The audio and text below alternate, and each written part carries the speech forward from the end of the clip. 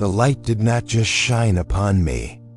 It seemed to flow through me, a living, breathing radiance that defied every law of physics I had ever known as a pilot. I was standing in a place where colors didn't just exist, they sang. There were hues of emerald, gold, and a sapphire so deep it felt like looking into the heart of the ocean. Yet they were all infused with a brilliance that should have been blinding. But instead, it was the most soothing thing I had ever felt. I wasn't just seeing this world. I was experiencing it with a clarity that made my life on Earth feel like a blurry, faded photograph.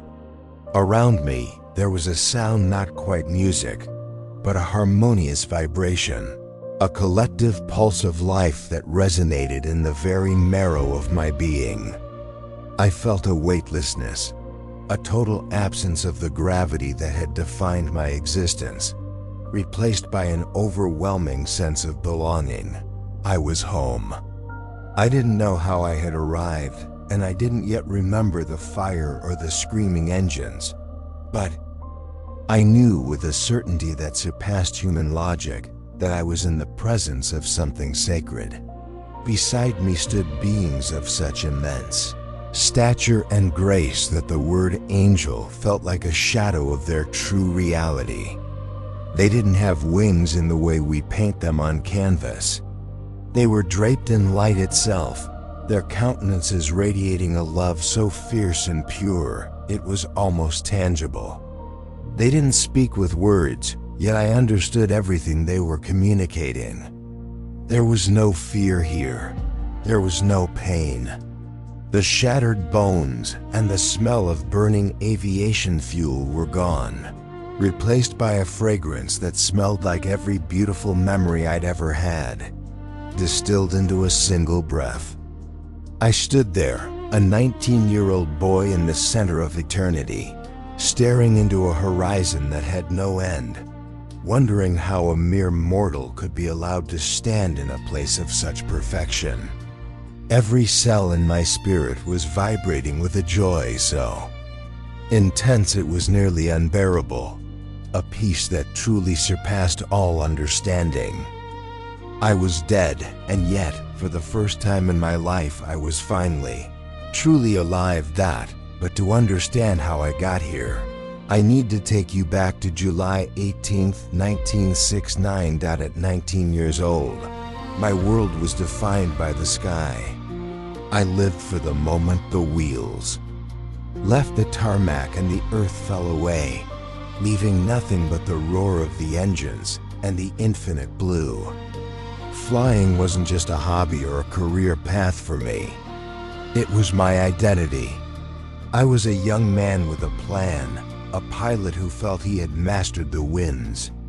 I was driven, perhaps even a bit arrogant in that way only a teenager who has conquered the clouds can be. I had my whole life mapped out before me. The ratings I would earn, the aircraft I would command, the heights I would reach. I had a foundation of faith, yes, but in those days, my real God lived in the cockpit. I believed in the instruments, the physics of lift, and my own ability to handle anything the atmosphere could throw at me. I was invincible. The California sun was always bright, the horizon was always wide, and death was something that happened to other people in other places. I was Dale Black, and I was going to be one of the greats. That Friday started like any other beautiful summer day in Southern California. The air was warm, shimmering with the kind of heat that makes the asphalt of the runway look like water. I was scheduled for a flight out of Burbank, a routine trip that should have been nothing more than another entry in my logbook. I was flying with two other pilots, men I respected, men who were more experienced than I was. We were a team, crew, heading out in a twin-engine aircraft that I knew inside and out. As we walked across the tarmac toward the plane, the smell of jet fuel and dry grass filled my lungs, a scent I usually loved. There was a lightness in my step, a sense of purpose. We climbed into the cockpit, went through our pre-flight checks with the rhythmic precision of a well-rehearsed play. Clear! The shout went out, the engines coughed to life, and the vibration of the airframe began to hum through the solace of my shoes. We were ready. We taxied out. The towers gave us the green light, and I felt that familiar surge of adrenaline as we lined up on the runway. I remember the push of the acceleration, the way the nose lifted, and the sudden transition. From the bumpy ground to the smooth velvet embrace of the air. We were climbing, the houses and streets of Burbank shrinking beneath us into a miniature world of squares and lines. Everything was perfect. For those first few seconds, it was the dream I had always chased. But then, the world shifted. It wasn't a slow realization. It was a violent, sudden change in the symphony of the flight. The sound of the engines changed, a sickening mechanical hesitation that sent a cold shock of ice through my veins. The power began to drain away. I looked at the instruments, my eyes darting across the dials, searching for the lie, searching for the reason why the physics of my world were failing. We were losing altitude. The lift was gone. The very air that had been our support moments ago was now a vacuum, pulling us down toward the unforgiving Earth. In the cockpit, the atmosphere turned from professional calm to a frantic, high-speed battle for survival. We were struggling with the controls, our muscles straining against the yoke, trying to coax the dying bird to stay aloft. We're not going to make it, the thought flashed through my mind, but I pushed it down with the sheer force of will. We were heading straight for a graveyard, literally. The portal to our doom was a cluster of tall, jagged monuments and trees near the airport. I could see the individual leaves on the trees, the textures of the stone, the terrifyingly fast approach of the ground. The roar of the wind against the fuselage was deafening, a screaming reminder of our velocity. I remember the look on the faces of my fellow pilots, the grim determination, the silent realization of what was coming. We were no longer flying, we were falling. The grace of aviation had been replaced by the brutal reality of a crash sequence. Moment of impact was not a single sound, but a cataclysmic explosion of noise and sensation. It was the sound of a world being torn apart. Metal screeched and groaned as it twisted like paper. Glass shattered into a billion diamonds that caught the sun before they tore into skin. I felt a crushing weight, a force so immense it felt like the earth itself was trying to fold me into its core. My body was being tossed like a ragdoll in a storm of jagged steel and fire. And then, for a heartbeat, there was a strange, haunting silence in the middle of the chaos. I felt my bones snap, a sickening dull thud that resonated in my head. I felt the heat of the fuel ignited by the friction, the searing breath of a fire that wanted to consume everything. I saw the cockpit disintegrate around me, the instruments that had been my guides now becoming weapons of destruction. In that final terrifying second, I knew I was dying. I didn't pray, I didn't cry out. I just felt the darkness closing in, a heavy, suffocating velvet that drowned out the screams and the tearing metal. Then the pain reached a crescendo, a white-hot peak that seemed to break the very fabric of my consciousness. It was as if my soul was being squeezed out of a vessel that could no longer hold it. The physical world, with all its agony and noise, began to recede, becoming a distant, unimportant echo. I felt a sudden jarring sensation of being unplugged. One moment I was pinned in the wreckage, my lungs struggling for air in a chest that had been crushed, and the next, I was hovering. I wasn't in the seat anymore. I wasn't trapped by the seatbelt or the mangled dashboard. I was looking down, and what I saw was a scene of utter devastation. I saw the plane, or what was left of it, a smoking, twisted carcass of metal embedded in the earth. I saw the first responders starting to run toward the site. And I saw myself. I saw a 19-year-old boy, broken and bloodied, slumped in the wreckage. Motionless dot. There was no connection between that body and the me that was watching.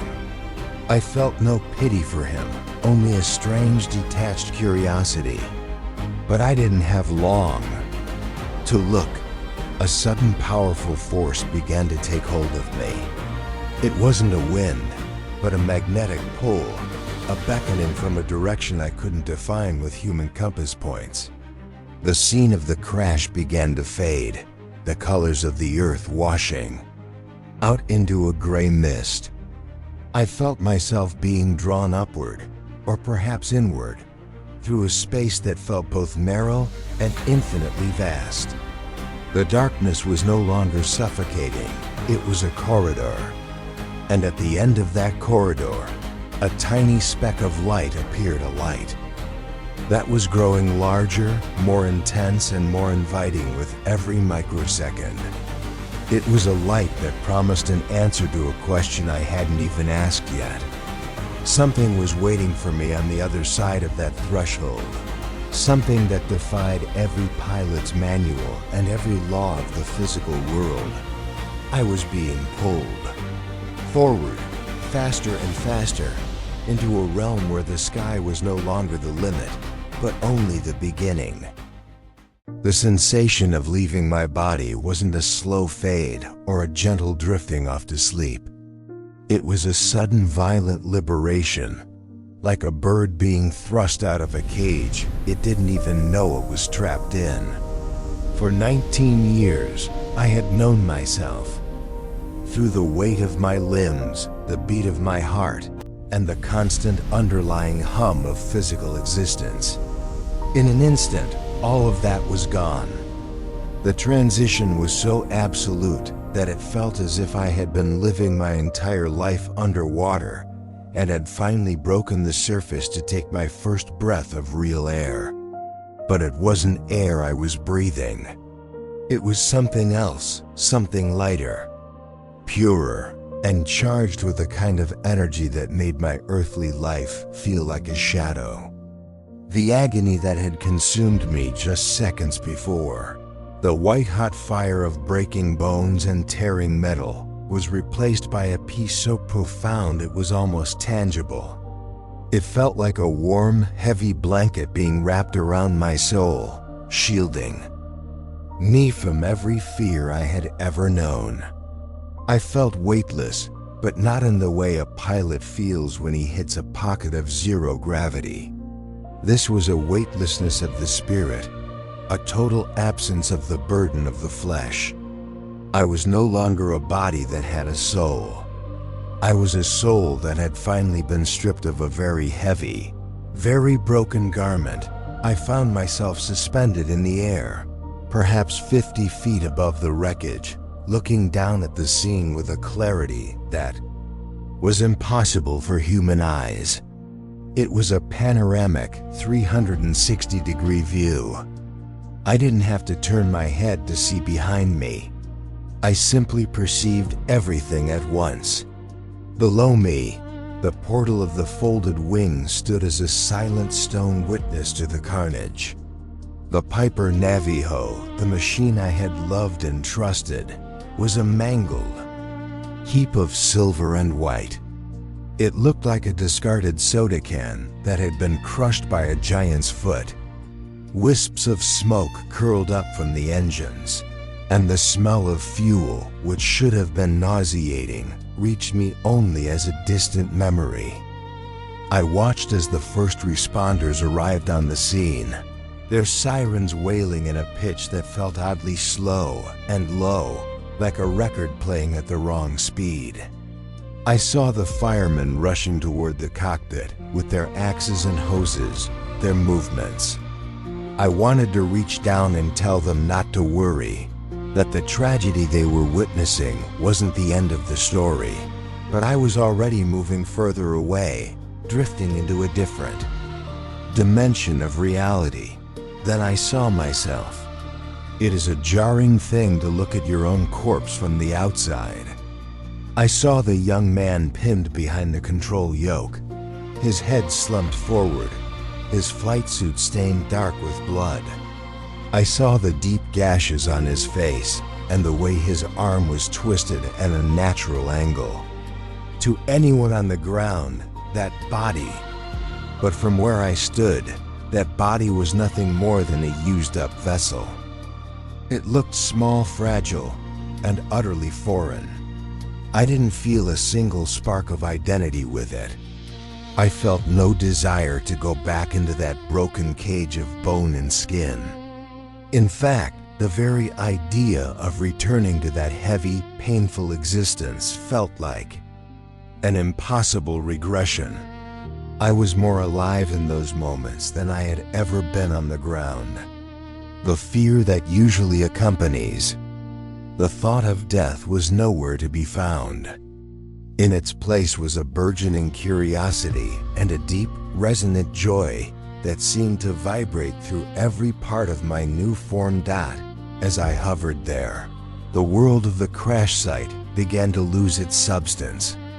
The colors of the grass, the trees, and the emergency lights began to bleed together, turning into a dull monochromatic gray. It was as if the physical world was a veil that was being pulled aside, revealing something much more substantial behind it. The darkness of the evening began to give way, but not to the light of the sun. This was a different kind of illumination. It started as a faint golden glow on the horizon of my perception, a light that felt like it was calling my name. I felt a pull in my chest, a spiritual magnetism that was drawing me upward and away from the earth. It wasn't a frightening force. It was the most natural thing I had ever experienced. It felt like the longing a child feels for home after a long, exhausting journey. Every fiber of my being wanted to move toward that light, to immerse myself in whatever lay beyond that golden horizon. The environment around me shifted again. The gray remains of the Burbank airport vanished entirely, and I found myself moving through a space that felt vast and infinite. It wasn't a void, and it wasn't a tunnel in the way people often describe it. It was more like a corridor of light and shadow, where the shadows weren't dark, but simply a softer, more muted version of the brilliance ahead. I felt myself accelerating, but there was no sensation of wind or friction.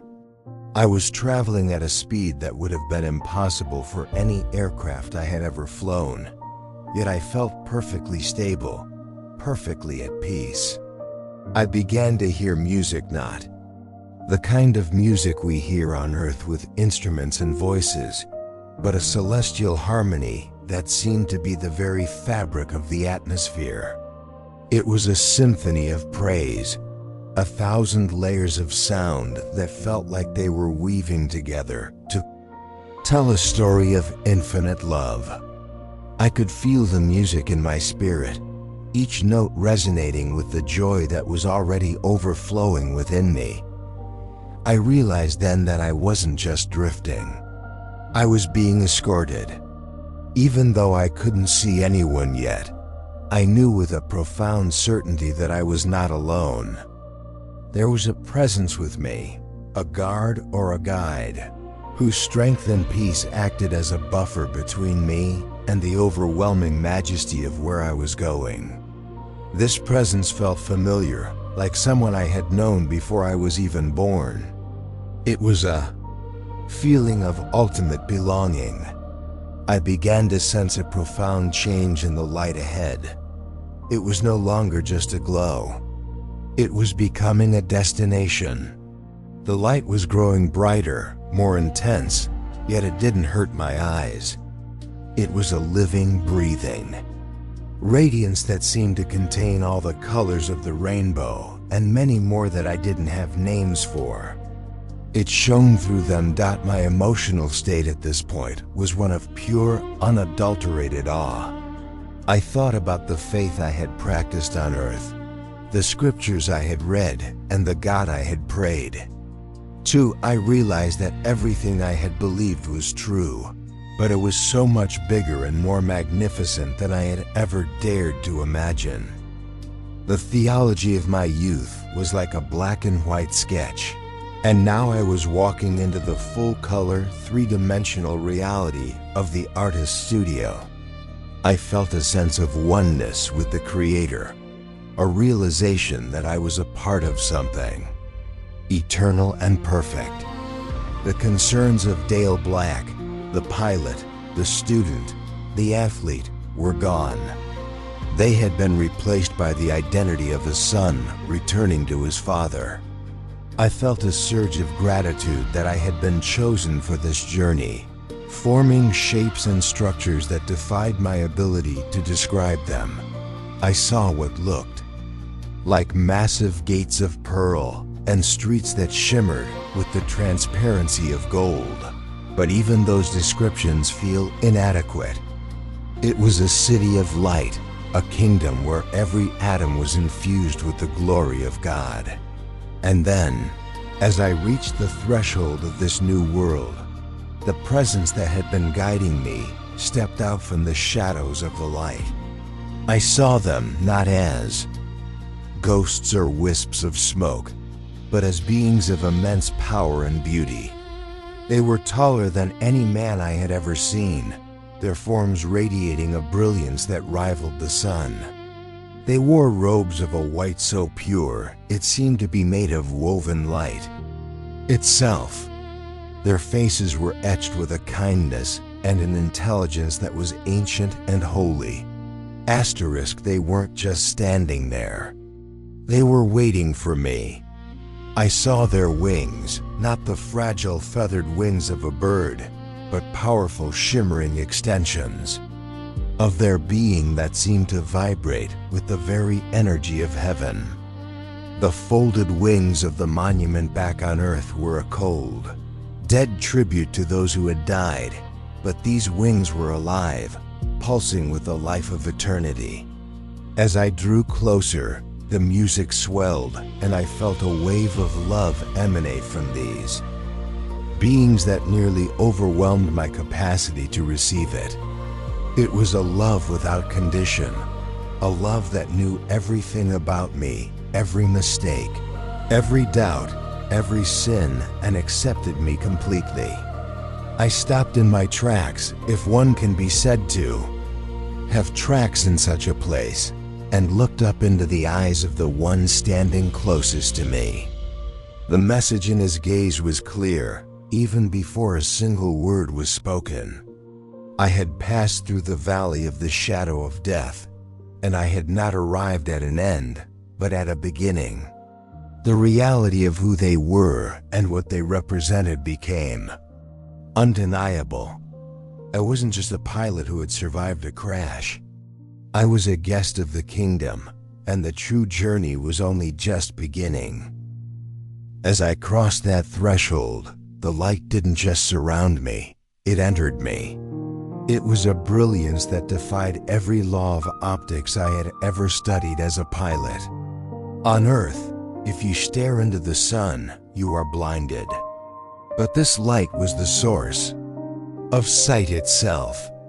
It was a golden living radiance that carried with it an intelligence and a warmth that felt like a physical embrace. And there, standing in the midst of this glory, were the beings I had only glimpsed moments before. They were breathtaking. To call them angels feels almost too small a word, because our earthly imagination has turned them into something soft and delicate. These were not the pale, fragile figures from a Renaissance painting. These were beings of immense power, majesty, and terrifying beauty. They stood perhaps 10 or 12 feet tall, their forms radiating a shimmering, iridescent light that seemed to pulse in time with the music that filled the air. Their robes were not made of fabric, but of what looked like woven lightning, a white so pure it made the brightest snow look dull and gray. I remember looking at their wings, and the memory of that stone monument back in Burbank felt like a distant, dusty dream. These wings were massive, spanning wider than the wings of the Navajo I had just crashed. They weren't just covered in feathers. They were composed of light and color, shimmering with every hue of the rainbow and thousands of others I had never seen before. As they moved, there was a sound like the rushing of many waters, a powerful, rhythmic vibration that shook the very core of my spirit. I didn't feel fear, though their power was overwhelming. Instead, I felt a sense of profound protection. I realized later, as I pored over the scriptures with trembling hands, that what I was seeing had been described thousands of years ago. I found myself reading the first chapter of Ezekiel, where the prophet speaks of a great cloud with fire flashing forth continually, and in the midst of it, the likeness of 4 living creatures. He described their appearance as burning coals of fire, and the sound of their wings like the roar of the Almighty. When I read those words, I felt a jolt of recognition that nearly took my breath away. Ezekiel saw what I saw. He saw the living creatures with their wheels within wheels, moving with the speed of lightning. In that heavenly realm, I understood that these beings were the guardians of the threshold, the ministers of the Most High, and their very existence was a testament to the order and the holiness of the kingdom the first was entering. I began to move deeper into this world, and the landscape that opened up before me was beyond anything the human mind could construct. I saw colors that don't exist in the visible spectrum of Earth vibrate. Electric purples, deep, resonant golds, and greens that felt as though they were made of liquid emeralds. Everything was alive. The very ground beneath my feet, though. Feet is a clumsy word for my spiritual form felt as though it were breathing with the life of God. I saw architecture that seemed to be built of transparent gold and precious stones, soaring spires that reached into a sky that was a masterpiece of shifting light. There were no shadows. In heaven, light doesn't come from a single source like a sun. It emanates from the center of everything. It is the life force of the Creator Himself. I saw what appeared to be a great city, a New Jerusalem with gates that looked like single, massive pearls, shimmering with an inner fire. I remembered the words of John in the book of Revelation, describing the city of pure gold, as clear as glass, with foundations garnished with all manner of precious stones. I realized that the Bible isn't using metaphors to describe heaven. It is using the only language we have to describe a reality that is far more solid and real than the world we leave behind. The music was the most beautiful thing I have ever heard. It wasn't coming from a specific direction. It was the atmosphere itself. It was a symphony of millions of voices and instruments, all perfectly harmonized, singing a song of praise that never ends. I could feel the vibrations of the music in my chest, a rhythmic pulse that told the story of creation, of redemption, and of a love that has no beginning and no end. It was the holy, holy that Isaiah and John heard, a declaration of the absolute sovereignty of the King. And then I felt it, the presence. Even though I didn't see a face or a physical form that I could call God, the weight of His glory was everywhere. It was a density of love that was almost heavy, a Shekinah glory that saturated every atom of the realm. I felt as though I was being held by the very heartbeat of the universe. In that moment, every question I had ever asked, every doubt I had ever harbored, and every pain I had ever felt was completely and utterly resolved. In the presence of God, there's no room for why. There is only Him. I felt a love so profound that it was like being plunged into an ocean of pure grace. It was a love that knew me completely, every secret thought, every failure, every moment of pride, and yet, it didn't just accept me. It cherished me. I realized that on earth, we only experience a tiny, distorted fragment of what love actually is. Here, love was the law of gravity. Love was the air. Love was the light. I felt a sense of belonging so deep that I knew, with a certainty that went beyond knowledge, that this was where I was meant to be. I was a son who had finally come home. I looked at the angels who accompanied me, and I saw the joy in their eyes, a joy that they felt specifically for me. I was one of the great cloud of witnesses being welcomed into the sanctuary. I felt the chills racing through my spirit, a holy awe that made me want to fall down and worship. But I was so filled with life that I felt like I was soaring even. While standing still, I saw others there, two multitudes of people, all radiant, all filled with that same inexplicable joy. They were moving with a purpose and a grace that made earthly movement look clumsy and slow. There was no hurry, no stress, no ticking of a clock. Time as I knew it had ceased to exist. We were in the eternal now. I understood then that the life I had lived in California, my dreams of being a pilot, my athletic goals, they were all just a prologue to this. This was the real life. This was the substance, and earth was merely the shadow. I looked toward the center of the light, where the brilliance was so intense that even the angels seemed to bow their heads in reverence. I knew that the throne was there.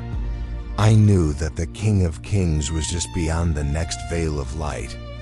The anticipation was like a fire in my soul, a longing to see the face of the one who had created me, the one who had held my life in his hands even as the plane spiraled toward the earth.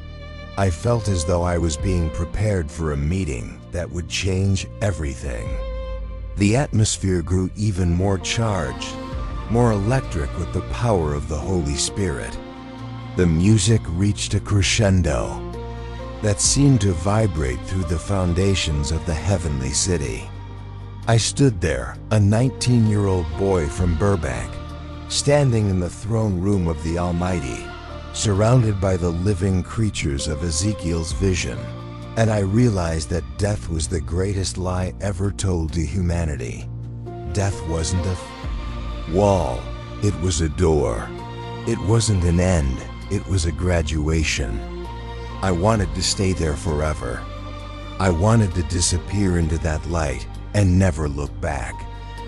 I thought of the crash, the fire, and the broken body I'd left behind, and they felt like things that had happened to someone else 1,000 years ago. I was whole. I was perfect.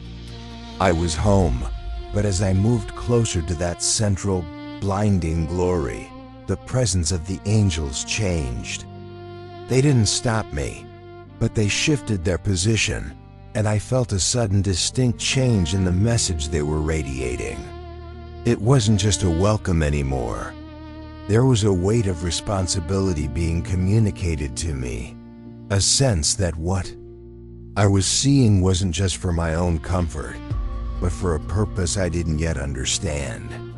The light began to pulse with a different rhythm, and for the first time since I had left my body, I felt a flicker of something else, not fear, but a realization that my journey here might not be what I expected.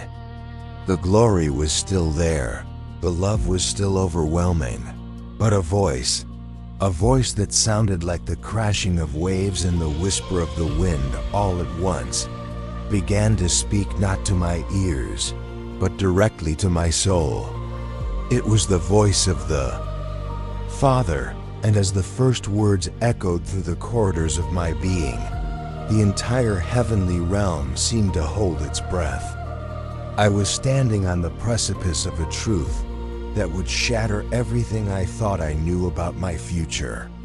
I was about to be given a choice, and the weight of that choice would ripple through the rest of my life and into the lives of millions of others. I looked up one last time at the shimmering wings of the angels, and then the light opened up to reveal the one thing I wasn't prepared to see. Standing there in the center of that celestial radiance, I realized that communication in heaven doesn't require the vibration of air or the movement of lips. It is a direct transmission of thought, spirit to spirit, a knowing that is instantaneous and complete. The voice that began to speak to me wasn't coming from a distance. It was resonating within the very core of my being. It carried a weight of authority that made the foundations of the heavenly city tremble, yet it was infused with a tenderness that made me feel like the most important person in the universe. I didn't hear words in English or any other human tongue. I received concepts, entire life lessons, and divine truths in a single heartbeat. It was as if a massive library of light was being downloaded into my soul. Every question I had ever harbored about the purpose of life, perfect peace, was not yet permanent. I was being shown the reality of the kingdom because I was being chosen for a mission. I felt a sense of purpose being woven into the fabric of my spirit, a calling that was so heavy it felt like a physical mantle being placed on my shoulders. I was being told that I had to go back. I had to return to that broken body in the Burbank wreckage. I had to go back to the world of shadows, of pain, and of doubt. The reason was simple, yet overwhelming. I was to be a witness. I was to tell people that heaven is real, that God is love, and that death is not the end.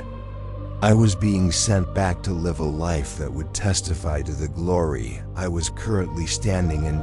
As this realization took hold of me, I felt a deep spiritual resonance with the stories I had read in the Bible. I thought of the prophet Isaiah, who stood in the throne room and saw the Lord high and lifted up, his train filling the temple. I remembered how he cried out that he was a man of unclean lips, overwhelmed by the holiness of the seraphim and the smoke that filled the house. But then, a coal from the altar touched his lips, and a voice asked, "Whom shall I send? And who will go for us?" Isaiah's response was, "Here am I, send me." Standing there among the angels, I realized I was living my own Isaiah moment. The light of heaven was my burning coal, purifying me and preparing me for a task I felt completely unqualified for. I also found myself thinking of the Apostle Paul on the road to Damascus. He was a man driven by his own certainties until a light from heaven, brighter than the noonday sun, knocked him to the ground. In that moment of blinding brilliance, Jesus spoke to him, not to destroy him, but to redirect him. Paul was told to arise and go into the city, and you will be told what you must do. I later realized that my experience was a modern echo of those ancient encounters. Like Paul, I had been stopped in my tracks by a divine light, and like him, I was being given a commission that would require my entire life to fulfill. But unlike Isaiah, my initial reaction wasn't a ready, "Send me." Instead, I felt a surge of profound, agonizing resistance. I didn't want to go. I looked back at the angels, at the shimmering gates, and the atmosphere of absolute love, and the thought of leaving it felt like a second death, a much worse death than the one I had just survived. I felt a grief that is hard to put into words. To have tasted the perfection of home and then be told you must return to the exile of the physical world was a burden that felt too heavy to bear. I thought of my body, the shattered bones, the blood, the pain that I knew was waiting for me the moment I re-entered that shell. I thought of the limitations of human language and how impossible it would be to explain this to anyone. I pleaded silently, my spirit crying out to stay in the light. Please let me stay here. I finally understand. I finally belong. Don't make me go back to the dark.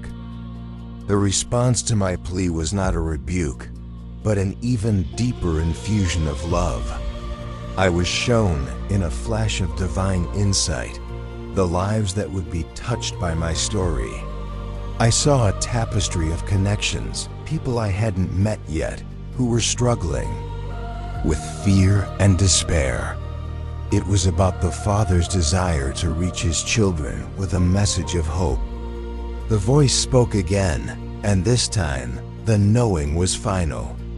I was told that my life had been spared for a reason, and that the grace I had received was now a debt I owed to the world.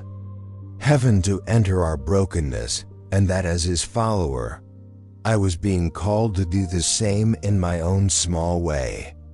The mission was more important than my comfort. The testimony was more vital than my peace. I looked at the angel who had been my constant guide, and I saw a reflection of the Father's compassion in his gaze. He didn't say anything, but I understood that He would be with me, even when I could no longer see Him with my earthly eyes. The heavenly music began to change, the triumphant symphony softening into a low, haunting melody that seemed to be preparing me for the descent. The vibrant colors of the New Jerusalem started to blur, not because they were fading, but because I was being pulled away. The weight of the world began to press in on me again. I could feel the coldness of the physical realm reaching out to reclaim me. I felt like a diver who had discovered a sunken city of gold, but was being pulled back to the surface by the tether of his oxygen line. The sense of grief I felt was a holy sorrow. I realized that for the rest of my life on earth, I would be a sojourner, a man who had seen the true country and would always be a little bit homesick for it. I was being sent back as an ambassador from a kingdom that most people think is a fairy tale. I knew that I would face skepticism, that I would struggle with the physical aftermath of the crash, and that there would be days when the memory of the light would feel like a cruel dream. But I also felt something new, a spark of divine fire that had been planted in the center of my soul. It was a fragment of the light of heaven that I was taking with me, a pilot light that would never go out. The transition began. The golden streets, the towering spires, and the radiant multitudes began to dissolve into a thick, swirling mist of gray and white. The overwhelming silence of the spirit was replaced by a distant, rhythmic thumping, the sound of my own heart struggling to beat once more. The lightness of my spiritual form began to solidify, becoming heavy and leaden. I felt the first prickle of sensation in my extremities, a dull, aching reminder that I was returning to a body that was profoundly broken. I was being squeezed back into the cage, and the sensation was one of intense pressure and claustrophobia. As I began the journey back down, falling through the dimensions of reality toward that hospital bed in Burbank, I was filled with a resolve I couldn't fully explain.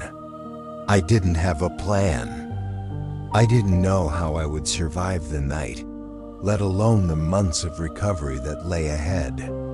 I only knew that I carried a secret, a treasure of infinite value. I felt the presence of the angels one last time, a brush of light against my spirit.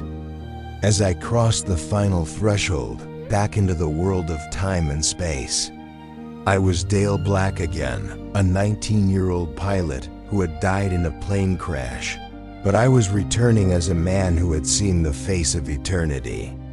The smell of heaven was being replaced by the sharp medicinal scent of antiseptic and the metallic tang of blood. Just as I felt the crushing weight of my physical form lock back into place, a single thought echoed in the chamber of my mind, a final gift from the realm I was leaving. Go and tell them. I opened my eyes to a world of pain, but in that first agonizing breath I knew that the story was only just beginning. I was back, but I was no longer the same man who had taken off from that runway. I was a witness, and the journey from the cockpit to the kingdom had changed the very definition of what it meant to be alive. I took a breath, my lungs burning with the effort, and as the monitor began to beep with the erratic rhythm of a life. Returning from the brink, I felt the first stirrings of a mission that would define every moment of my remaining days. I was home, but not the home I wanted. I was back on the mission field, and the light I had seen was now the only map I had to follow. Asterisk, asterisk. The moment of re-entry was like being thrown from a warm, tropical ocean onto a jagged bed of ice and concrete. 1 second I was floating in the light of the Creator, surrounded by the melody of eternity, and the next, I was slammed back into the crushing weight of gravity. The transition was violent. It felt as if my spirit were a hand being forced into a glove that was 3 sizes too small, a glove that was filled with shrapnel and fire.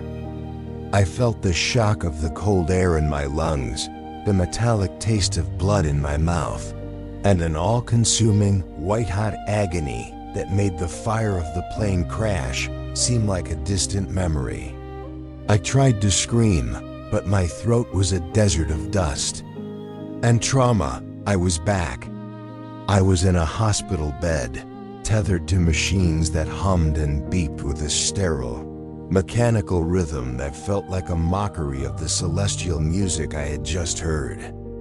I could feel the individual breaks in my bones, the pressure on my brain, and the heavy leaden reality of being human again. I closed my eyes and wept, not because of the pain, but because of the loss of the light. The morning of July 18, 1969, began like any other Friday. It was a scorching summer day in Burbank, the kind of heat that shimmers off the asphalt and makes the air feel thick and heavy. I was scheduled for a flight with 2 other pilots, Gene and Chuck. They were older, more experienced, and I looked up to them with immense respect. We were taking off from Hollywood Burbank Airport, a place I knew like the back of my hand. There was nothing unusual about our pre-flight check. We walked around the aircraft, inspecting the control surfaces, checking the fuel, and discussing our flight plan. I remember the sun beating down on my neck and the feeling of excitement in my chest. We climbed into the cramped cockpit of the Piper Navajo, the seats still hot from the sun. I was in the back, acting as an observer and co-pilot, soaking in every bit of knowledge I could from the men in the front seats. We taxied out to the runway, the engines humming with a power that felt reassuring. But looking back, there were subtle things I should have noticed. The way the plane felt sluggish under the heavy load. The way the air seemed to lack the lift we needed. We were cleared for takeoff, and as Gene pushed the throttles forward, we began our roll down the runway. As we lifted off, something felt wrong almost immediately. The climb was shallow, agonizingly slow. We weren't gaining the altitude we needed to clear the obstacles surrounding the airport. I remember looking at the instruments, seeing the airspeed indicator flickering, struggling to climb. The buildings and trees at the end of the runway were growing larger at an alarming rate. A heavy, cold dread began to settle in my stomach. Gene and Chuck were working the controls, their movements fast and precise, but the laws of physics were starting to turn against us. We were caught in what pilots call a dead man's curve, too low to recover and too slow to climb. Then, the engines began to sputter. The rhythmic mechanical heartbeat of the plane skipped, then groaned, and then, with a sickening finality, it died. The silence that followed was louder than any explosion. It was the silence of a death sentence. We were banking hard to the left, the wind dipping dangerously low as we tried to avoid the structures ahead. But the ground was rising up to claim us. In those final seconds, I didn't see my life flash before my eyes in the way people often describe. Instead, I felt a profound sense of clarity. I saw the faces of the people I loved, my parents, my friends, the girl I hoped to marry. I felt a sudden sharp pang of regret for all the things I hadn't said and all the places I hadn't gone. I looked out the window and saw the portal of the Folded Wings Monument dead ahead. It is a beautiful domed structure dedicated to the pioneers of flight, and it felt like a cruel irony that we were about to crash into a shrine built for pilots. I remember the sound of the wind whistling past the cockpit, the desperate pulling of the control yoke, and then the first contact. It wasn't a single bang. It was the sound of 1,000 giant hammers smashing into glass and metal. The world turned into a washing machine of violence. I felt the seatbelts cutting into my shoulders as the plane somersaulted. I felt the heat of the friction and the jarring, bone-snapping impact as the fuselage was torn open like a tin can. My head hit something hard, and for a moment, the world was nothing but bright white light and a roar that consumed my entire being. Then, the pain arrived. It was an all-encompassing, white-hot agony that felt like every nerve ending in my body was being cauterized at once. I could feel my bones shattering, my lungs struggling to find air in a cockpit filled with dust and smoke. I knew I was dying. I could feel the life leaking out of me, a literal sensation of a vessel being emptied. My vision began to narrow into a tiny pinprick of light, and the sounds of the world, the sirens in the distance, the crackle of the wreckage began to fade into a dull underwater hum. I felt a strange, heavy pressure on my chest, and then a sudden violent tug. It was as if I was being pulled through a narrow opening, a sensation of being squeezed and then suddenly released. The transition was so abrupt, it took my breath away, or rather, it took away the need for breath. One moment I was crushed in, the twisted metal of a Piper Navajo, drowning in the smell of blood and fuel, and the next, I was hovering. The pain, which had been so absolute only a second before, vanished instantly. It didn't just lessen, it ceased to exist. I felt a lightness that is impossible to describe in human words, a freedom from the gravity that had governed every second of my 19 years. I looked down and my heart stopped, or it would have if I still had one that functioned by blood. Below me, I saw the wreckage of the plane. It looked like a broken toy scattered across the grass near the monument. I saw the emergency vehicles racing toward the scene, their lights flashing uselessly against the tragedy. And there, pinned in the middle of the debris, I saw myself. I saw the young man I used to be, his body broken and limp, his face covered in blood, looking like a discarded shell.